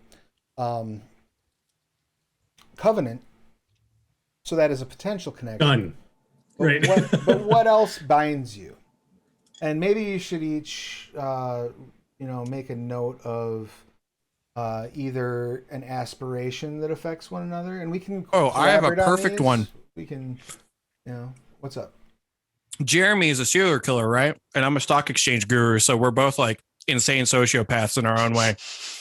But I don't like to get my hands dirty when manipulating people. But when I do need to, I'm not going to send myself. I'm going to pay Jeremy to go. Strangers on a subway. I'm fine with that, right? Well, and Ailey is also a mercenary and a cleanup crew, so that could be perfect. So if things go really sideways at my house, I call Ailey to come clean up the mess. I'm also less of a physical person, though. I like to match wits with my enemies and kind of manipulate things. Okay. Yeah, so if I know they're coming, I call you to help set up the ambush. So it's Yes. nice, quick, and easy. And then if there's any I feel stragglers like to we've get away, definitely call worked Jeremy. together before. Beautiful. I love it. And then so that leaves how do we tie Chaz and Fran into this wonderful family of terrible people? Well, I'm guessing Chaz and I probably hang out at the same dive bar. Yeah. That's fair. That's fair. Like, see, the thing about suffering is it's not fun. Yeah, I hear Well, you. It's not fun, but it's also necessary to like transcend. We think when we talk about the suffering and we get in and there's like coffee and I like stick the pinky out even when I don't need to because it's just like an insufferable habit that I picked up. Yeah. How about how do we tie this other molecule to this original molecule to make our Well, in order to polycule? transcend, you need money, and I have money. I mean, I see myself very much as like the Mr. Rogers of the vampire world. Like, if you're gonna kill someone, you just go out there and you do your best. Gosh darn it! Well, and then Fran's character is a World War II like vet, right? Yes. Yep. So there's obviously tips, tricks of the trade at a much larger scale for murderer number 1 and murderer number 2. I'm less just generally murdery. I mean, I've kind of gotten inured to it, but I try to pick out people who are actually asking for it. Well, yeah. we So could get. So maybe part of my role is like if I find these guys the right kind of assholes, they'll actually kill people who need killing instead of just, picking up random philanthropists and gutting them on a rooftop. Right. So by your powers combined, you're Dexter. Is basically you're like I'm Dexter's fucking dad is what I am. Yeah, and then we use all your wisdom. Yeah, a combination of Dexter's dad and Sean's dad from Psych. Well, the best part is that You your can't wisdom just go murdering people, Sean. There are procedures. right, but your character's wisdom would be what ties us all together to kill the prince, because that's what we're doing, right? that is where we will So be. we need the wisdom and know-how of somebody who's been around for a while, but we need the money to do it, and we need the just straight, raw, murderous. I keep fingers in my lockbox in the back of my truck to do it. And Fran, you're So- like the oldest amongst us. Does that sound right? I mean, I might be. It depends on when you guys were all created. Yeah. Chaz is playing a philosopher. He could have been around since ancient Greece and just be Yeah. like, the drugs That's are a lot That's another better great now. point. There's even more wisdom that we need to tie So it Chaz, together. one thing Right. that's, Chaz, how long have you been around? as we're discussing this, one thing that's very interesting about Requiem, by the way, is that the way that vampires age in Requiem is your blood potency increases and increases and increases until basically you get to the point where you can only feed on other vampires. Most vampires will go into torpor at that point, and while they go into torpor and they sleep for hundreds, thousands of years, they have dreams that mess up their memories. So when they come out, they can't quite be sure that what they remember is accurate, and their blood potency reduces again. So you could theoretically be like, I was a philosopher in ancient Greece. I argued with Plato, I mean, but I if woke that- up last week. And that's an option. Then, Yeah, that's like, badass. There was like Aristotle, and Plato taught Aristotle, and Socrates taught Plato, and who taught Socrates? It was me. Then I fell asleep. Then I woke like, is that what you did? Really? Hemlock. Oh my God. And we You met. seeing we all the met in the- Behold a Man memes and going, I get that reference. Right? And maybe we met, like you and I met in the toy aisle of Target, and you were just staring at like Play-Doh, and you're like, why does this ring a bell? so you can be kind of whatever age you want. Your potency as a vampire is more about like how many years you've been awake. Right. The other thing to consider is that I just thought would be funny is if your character, I could see your character having at least some connection with Jeremy in the sense of like, can I, investigating that moment, right? Like as the person is dying, like, sitting and taking notes, asking them questions. You know, what does it feel like? What are you thinking right now? If you could kiss one person, who would it be? If you could slap one person, who would it be? You know? Yeah, I like that. Like, and you need to answer fast because we've done this like 5 times. They don't last too long. God damn it. Right? Anyone else got any more? Okay, I'll come back tomorrow. That's fine. Has the modern world invented a blood putter back inner so that we can keep them going a little longer? Cool. All right. So I think any other basic connections to one another that we need to do? So who put our group together? Who's paying me? I think that probably my character would just have reached out to everybody at some point, or at least 2 of you, Ailey and Jeremy, and then by association, Chaz and Fran's characters came into the fold. So maybe like we're all sitting at that dive bar after, a gig. Like, oh yeah, we successfully overthrew Megacorp, whatever, and we bought them out. And the people who refused to sell, we don't know where they went. To Dubai? I don't know. So One of them maybe is a nice, nice picture, though. Yeah. Yeah. So we never like see maybe our characters being colleagues, and we know Jeremy's character by default through the work that we do, because it's handy sometimes to just have a murderer on hand. Sure. And through our covenant is... Yeah, and through our covenant, we probably also know Chaz, and then we've talked to Chaz, and Chaz is like, oh, I know someone who would be interested also in murdering the prince. They hang out at this dive bar with me. Yeah, so you perfect. show up and I'm like doing the Quint thing. So you're hunting princes.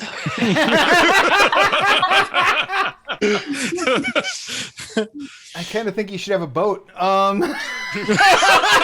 was actually the money. I can big arrange truck. it. It's just I a was few actually thinking I'd calls. probably live on a rusted out bar on the lower west side somewhere. So Nice. Nice. lower rusted out barge.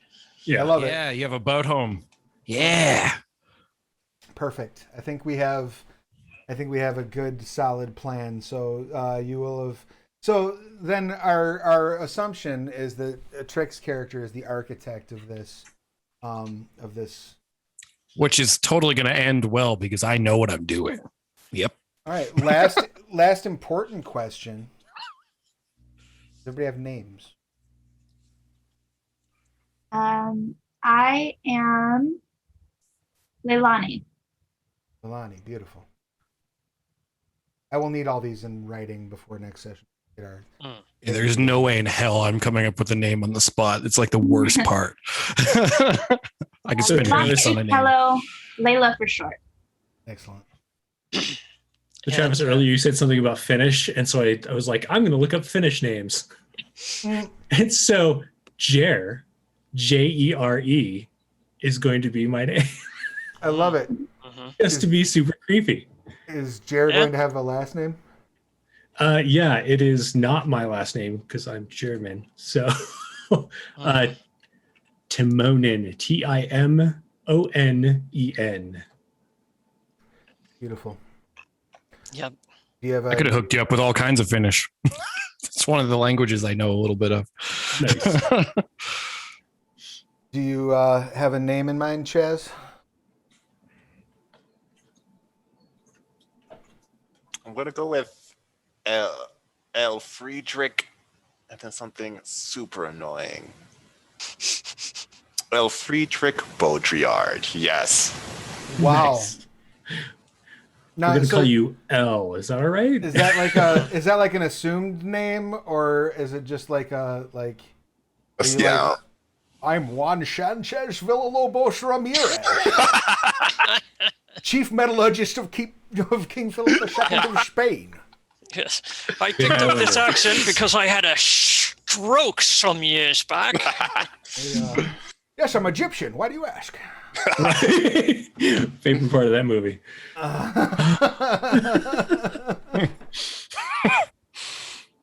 So, like, nobody said, does this seem weird? They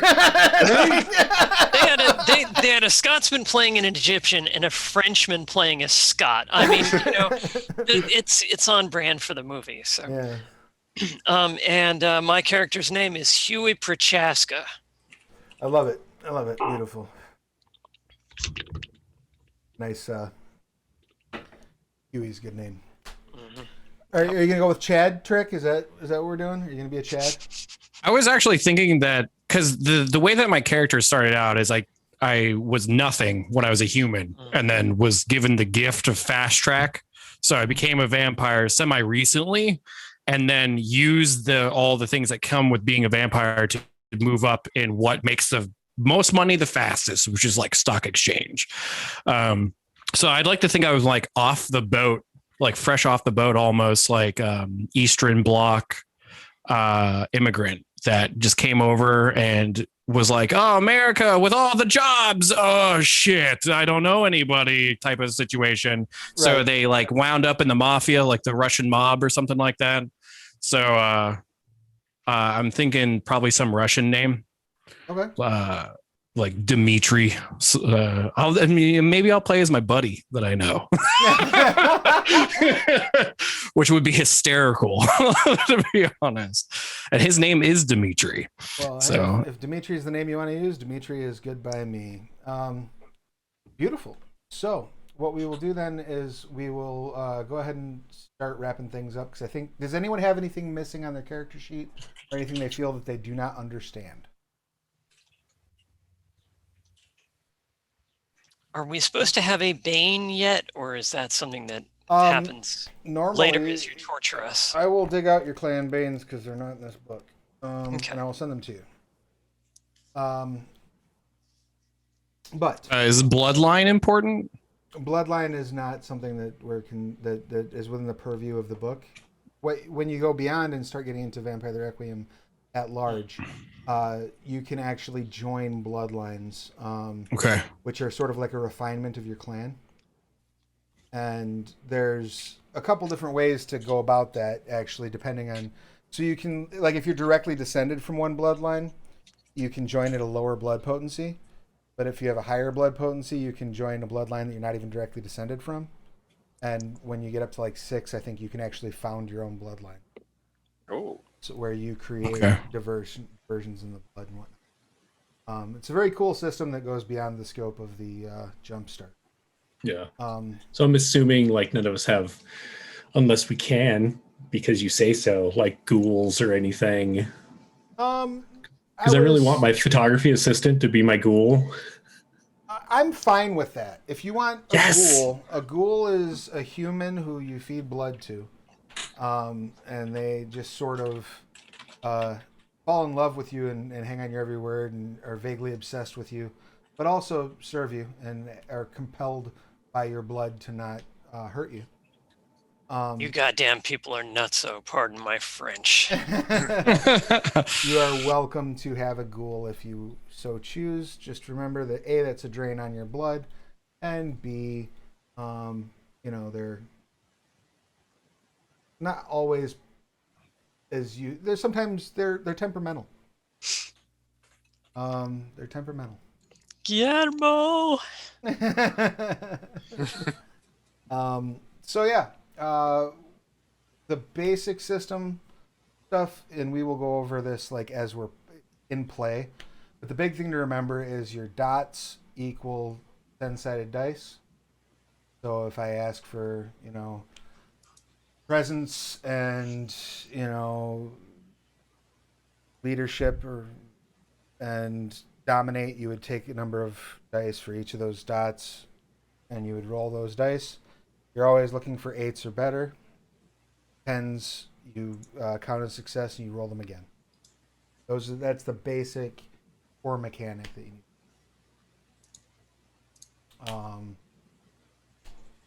So I think we'll have those little bits. Oh, I almost forgot to assign your homework. Each of you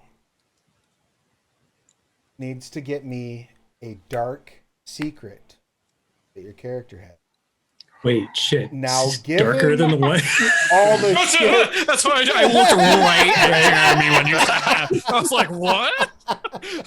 I'm a member of the Roman clergy, like in the Vatican. That's my dark secret. It's like the opposite of given what you wear on your sleeves. I look forward to seeing what you come up with, but I need something. doesn't necessarily even have to be like a.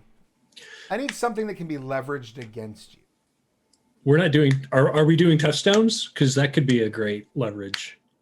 Yeah, So- touchstones aren't really covered in this. Okay. But if you want to take that approach to your Perfect. to your particular dark secret, that's fine. I just need something that someone could hold over you. Some sort of thing that you don't. So it want doesn't even necessarily have to be anything like bad. It's just right. It could be Gotcha. something great. So, it like- could be something like I have been keeping my family, safe. My mortal descendants safe. yeah, that's For the last exactly what I was 150 thinking. years. Like when I when I got here off the And boat, nobody the one else thing I knows was who trying to they get are. here to do was to like take care of my family, and then I Trick and I died. are But just over here making the same character. It's fine. Yeah, if that's what it is. But I don't want you to tell me what it is right now. I don't want all of us to know. I was just like, can it be something like that? Yeah, you can have Okay. whatever it is you want. It can be something that is important to you that's hidden. The idea being is that it's not something that everybody knows, and that it is something that could be leveraged against you. Okay. Those will come into play during this story. That's Um, awesome. Got it. So when we meet next week, we will begin with first scene, and we'll just run through it. I doubt highly we'll get through all the gameplay during next week's session, but you never know. We are slated right now to run this for the next 2 weeks, and then to dive into the Trinity Continuum core Jumpstart the following week. It'll be a lot of fun. If you could just send me like a dark secret, and then sometime before next session, I would greatly appreciate it. If you think of any questions off camera, make a note of them, and then we'll cover them on camera next week. Because part of the whole point of this is to show off this lovely Jumpstart, Reap the Whirlwind. You can get it at Drive-Thru RPG right now in PDF for like $3, and you can also get it in print on demand in this lovely, beautiful print on demand. If you're here for the last session, I will be giving this one away and mailing it to someone. I think that pretty much does it for me. So does before we hit the bricks here, give everybody one last chance to say their goodbyes and talk about anything in particular you wish to promote, and then we'll call it a day. Are our names set in stone right now, by the way? Names are not set in stone. I just need them set in stone, but preferably by like Saturday, Sunday, so I can get. Oh, okay. I'll have new it overlay later. done. I just want Okay. I want to make a new fancy overlay. I'll also send you all some art to look at, so you can pick little tokens for your characters. Cause I'm gonna make little space tokens like we had yesterday, because I thought that was a fun little touch. Let's start them off. We'll go Chaz first. Chaz, tell us who you've been, who you're going to be playing, pronouns, and anything you'd like to promote. I am Chaz, he, him, just like L. Friedrich Baudrillard, also a he, him, the hedonistic, vampire-loving, philosophy-professing vampire. Looking forward to like really being with these vampires, doing what they do, being the best serial killing, witzing, like manipulating, old world war having, taking over the world through finance that they can be. I'm just gonna be like, oh, the vampires are so beautiful. Freddie, this is why nobody will talk to you at the bar. You realize that? Talk to everybody. I can talk to you, and we have such great conversations. The joy is infectious. Anything you want to inform the viewers at home about? So yes, once again, Wednesdays at, I can do this, 9 o'clock 9. Eastern. Scion Become as Demigods, episode 2, this Wednesday, and April 20th, we will be doing a Scion Jumpstart, A Light Extinguished. Excellent. Make sure you have followed this channel or subscribed. I'd like it if you'd subscribe. It'd make me feel good inside. I'm a poet. I didn't know it. All right. Next up, Jeremy. Please give us your pertinence, the pertinence of who you are playing, and anything you would like to promote. Sure. I am Jeremy Hochhalter, he, him, going to be playing Jer Timonen. Also he, him, the My sire chose me because of what I am, and I feel like because of that, she's going to be real sad about things, because you kind of like put yourself out there as a sire. You're like, I'm choosing this person, I'm voting for them to be a vampire, and now I'm going to go kill a prince. I just feel like that's bad for her cred, but we'll see. We'll see how We'll find out. Right? I didn't bring up earlier, but because we're talking about them, the Jumpstarts I'm doing the Cavaliers of Mars on the 17th of April. Travis gets to play in it. I'm so excited to see Travis play in something. I'm so excited to get to play in something. I've been trying to schedule more of that. I'm also playing, I'll get to that in mind, but yeah, I look forward to playing in the Cavaliers of Mars. Nice. So that, I think it's at noon Eastern, right? On the 17th? Yeah, something like that. Noon or 2. Yeah. Check the schedule. Join us on, I know it's a Saturday. For me, it's Saturday morning. It'll be tons of fun. I'm so excited because I bought this. I backed the Kickstarter, as I usually do for Onyx Path stuff. I don't know if you noticed, I have a few RPG books, so I never get to play a lot of these things. I'm so excited. I'm super stoked. I had a copy of Cavaliers of Mars sitting right behind my green screen right now. Nice. Excellent. Love it. Yeah. Right, awesome. Yeah, again, make sure you follow and subscribe to the channel. Fran, give us your pertinence, please, and anything you would like to promote. Yeah. Hi, Fran Stewart. Pronouns she, her. I'm going to be playing Rudy Prochaska, the disgruntled World War II veteran who got turned into a vampire. I do lots of writing stuff. I don't have anything particularly to push right now, although go buy Dead Man's Rust if you're at all into Scarredlands, because it's fun as hell. And come find me on social media. Look me up on all of the places where you buy fine ebooks as Francis Stewart. And I'll see you next week. Yes. Dead Man's Rust, definitely pick it up. It's on Backer Kit right now. Go get it. You can get the text right away and start running your campaign today. A lot of fun. Next up, we've got Ailey. Please give us your pertinence, your character's pertinence, and anything you'd like to promote. Hey, I'm Ailey. My pronouns are she, her, and I will be playing Layla Uccello, whose pronouns are also she, her. I don't have anything extra to promote that I haven't already mentioned, so I guess check me out on Twitter at Kitty Curiosity or at Roll Seduction if you want to see more of my D&D stuff. We're playing through a level 10 campaign in Theros tomorrow. I'm super excited about that. And yeah, only if you're an adult. Please be an adult. Yep, grown folks only. If you're not grown, wait, you eventually will be. And that brings us to Trick. Trick, anything you would like to promote? No.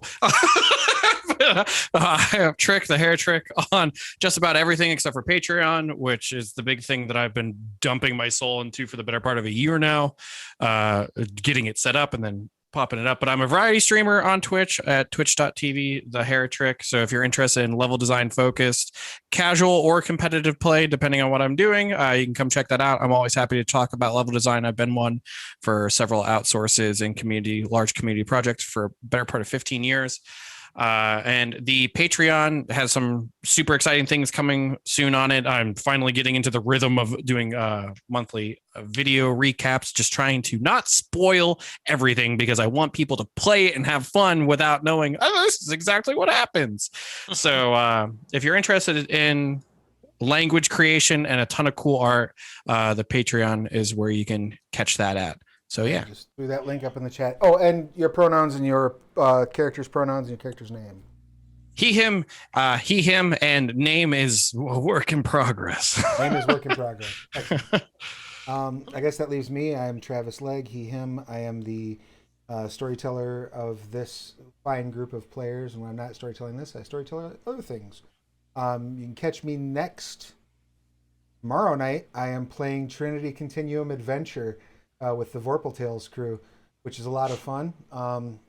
I started out not sure what my character was, but he's rapidly just turned into Sean Connery from Indiana Jones and the Last Crusade. Pretty nice. Oh my god. But it's been just a riot. I got to work on Adventure. I got to do some of the write-ups on the the different character types, the daredevils, mesmerists, and stalwarts. That was a lot of fun. I got to work on some of the organizations and some of the storytelling chapters. So it would mean a lot to me if you would head over to Kickstarter and check out Adventure. You can get access to the manuscript for as little as $5, I believe, and you can pre-order it in PDF print books. You can add on other Trinity Continuum books to it. Very robust Kickstarter, very unlocked. I think 9 stretch goals at this point, and I want to write more adventure. So you should go back it so we can get more adventure stuff. It's really a great setting, lots of funs. 1930s, two-fisted adventures, punching Nazis, the whole nine. So check it out. Please tell me you're doing like actual Sean Connery quotes too. I'm trying to find ways to squeeze them in without being super obvious about it. And Goose-stepping morons should try reading books instead of Burning them. Yes. I let my armies be the rocks and the trees and the birds in the sky. I'm trying. I'm see where I can squeeze something. I'm doing a voice for that character, but not quite Sean Connery. It's Sean Connery's voice without the ushers. Yeah, and you got to be careful with things like Connery because like a dash goes a lot further than you think. Yeah, you got to be real careful. Anyway, enough about that. Go back adventure. It's awesome. And we will be back here this time next week to dive into Reap the Whirlwind. Look forward to playing this with all of you fine folks and seeing where the story goes. I'm glad that you've all created such well-adjusted kindred for this story, and I expect a heartfelt tale of humanity and tragedy. All next. Bye. Bye.